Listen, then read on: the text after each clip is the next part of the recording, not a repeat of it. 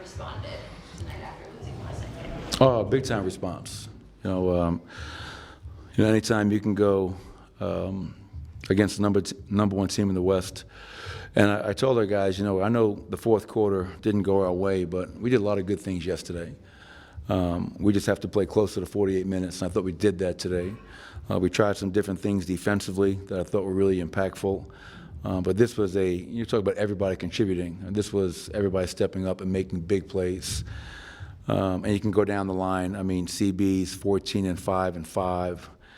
Michael Porter 17 and 6. Nicola 35 and 18 with 8 assists, 1 steal, 1 block. Russell Westbrook. What about that ovation for him? I mean, doesn't that say a lot about Russell Westbrook and how this community still feels about him? But 16, 7, and 5. Jamal's numbers, and I thought Peyton off the bench, was outstanding. He was our DPOG. Jalen Pickett, Zeke. So good team win. Responded well. Thought our defense in the second half was much better than it was in the first half, held them to 41%. Good assist turnover numbers and good transition numbers. So we can't relax. We know we got a tough schedule coming up at home, and then we got to find a way to protect our home court. What was the mentality doing everything you did defensively against Shea? The best way to stop a great player is don't let him get the ball. And if he has the ball, to get the ball out of his hands and force other guys to step up and beat you. And obviously, you live with Lou Dort making 8 threes. You live with some of these other guys making threes. We have to do a better job of rebounding. Gave him 13 offensive rebounds for 22 points. But each team in this league, and I learned this when I came in the league with Jeff Van Gundy, you have your base defense and you have great player defense. And you can't guard a great player with your base defense. You have to give him something different. And we're able to do that today. And this time around, it was effective. And to go 2-2 against the number one seed in the West is, speaks a lot about that group in there. Couldn't be more proud of them. Michael, the last couple of years, this has been a pretty challenging matchup for Jamal. And what stands out about the way he attacked the different defenders they have? Well, I would say, one, Jamal deserves a ton of credit for the efficiency in which he played. 34, 11 of 22 from the field, 3 of 7 from 3, 9 of 9 from the foul line. 0 turnovers against that team, and the amount of pressure he's getting is incredible. But I also felt it was his teammates getting him open. Lou Dort is a all defensive team type player, and you have to create separation. You have to give him room to operate, and I felt his teammates gave him some of that tonight. But Jamal was aggressive. He looked very comfortable out there. He was finding his spot, stepping into his shot, shooting it with confidence. And I didn't even have to play him 40 minutes tonight. What do you like about that second unit as a whole in the non-Jokic minutes, both halves? I just like the speed, athleticism, versatility that they have. You got Zeke at the 5, Peyton at the 4, Michael at the 3, and whether it's Russ, Jamal, or Jalen Pickett, that group's been flying around and getting stops and getting out and running and playing with pace and tempo. But yeah, I just really like the versatility that they have to be disruptive on that end of the floor. What does it feel like to have this version of Peyton Watson coming back? Yeah, yesterday was a tough game for Peyton, and I just told him after I gave him the DPOG chain, it's all about how you respond in this business. And you can feel sorry for yourself, you can be mad, or you can do something about it. And what Peyton did today, he showed he's a grown-ass man. And okay, yesterday wasn't my day, and coach is going to give me a chance today. He's one of the first subs off the bench in that first quarter. And I felt his contributions, his shooting 4-4 from 3, 2 blocks, just contributing across the board. And we're going to need that. I mean, this team, yes, we have Nikola Jokic, we have Jamal Murray, we have Michael Porter, Aaron Gordon, guys that were a core group to win a championship. But we need everybody else to step up and play their best. And we got that today from a lot of players. By Joker standards, it was a rough shooting game yesterday.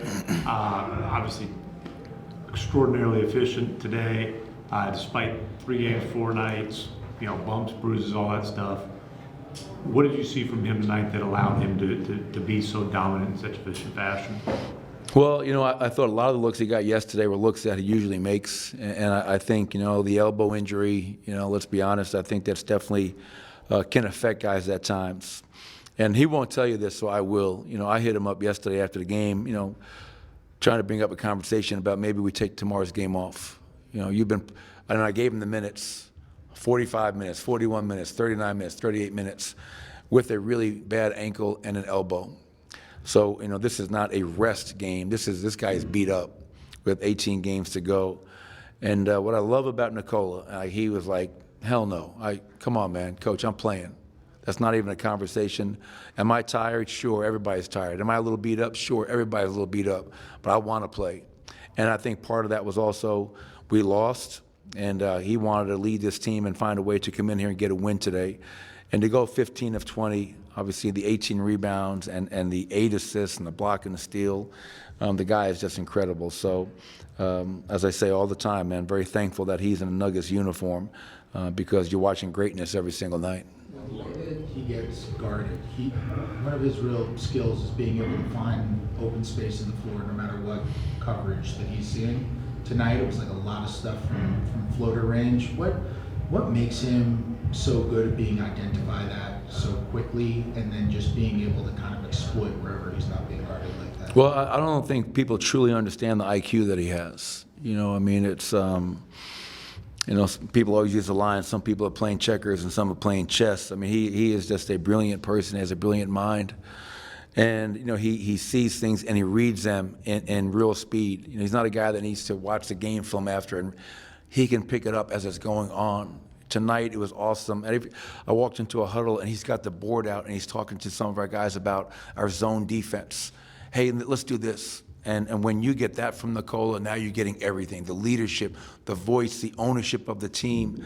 And what you love about Nikola is that this year, three-point line, mid-range, low post, face-up game, the guy is just so efficient. And when he catches the ball in the middle of the floor and he faces, not only can he shoot the ball, put it on the floor, but as we all know, he's an incredible passer, and he reads the defense and he finds open players time and time again. So there's a reason that he's the best player in the world because, the guy is just can dominate in so many different ways and forms. Is this his best season? I think so. Yeah, as we wind down this season, this whole MVP thing is really going to pick up. And you understand that. That's a part of it. Obviously, Shai Gilgeous-Alexander is a great player. And if he wins his first MVP, he's deserving of that.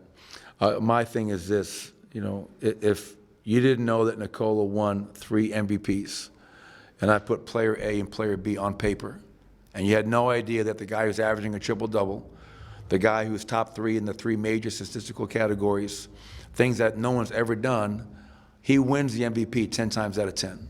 And if you don't think so, I think you guys are all full of shit. You could put team records on this player A, player B? And is that You could. But the interesting thing with that is that the year Nikola didn't win it, we were first in the West. So if you want to use that card, I'm all for it. But the one year Nikola didn't win it, we were the number 1 seed in the West. So, and I get it. It's different for everybody. MVP, what it means for you might be different for what it means for Sean. Cool. And again, I'm not I will never negative recruit. Shai is not a good player, great player. And if he wins it, I'll actually, clap my hands and be happy for him because he's such a great guy who's a great player and who's good for this game. So it's not Nikola versus Shai. For me, it's me promoting my guy because I know what he means to this game. And when you look at it from a historical perspective, he's doing things that no one's ever done. And you're also the number 2 seed in the West. So it's not like we're outside looking in. We're a pretty good team as well. So, again, I don't want to go on and on about it. It's going to pick up a lot more steam here as we go down the stretch. Understandably so. Great conversation. And, I'm more worried about can we find a way to go home and compete against the Minnesotas and the Lakers coming up. When Nikola gives you the hell no, I want to play, he's obviously a very kind of prideful player about that sort of stuff. He'll pretend that the injuries don't exist. If we ask him about it, do you have to kind of fact check with Steve a little bit in terms of no, that? because if there's a point where his injury is at a point where he shouldn't be playing, then it's not a, hey, what do you think? It's you're out. We have to, and that's what has gotten to it, Nicole, because he is so mentally tough, so physically tough. His availability the last 10 years has to be second to none. Has anybody ever played the amount of games that Nikola Jokic plays with everything being asked of him tonight? Again, 40 more minutes tonight. But the guy is just a machine, an efficient machine. And we got to go home and get him some rest and get ready to play our next home game. Thanks, everybody.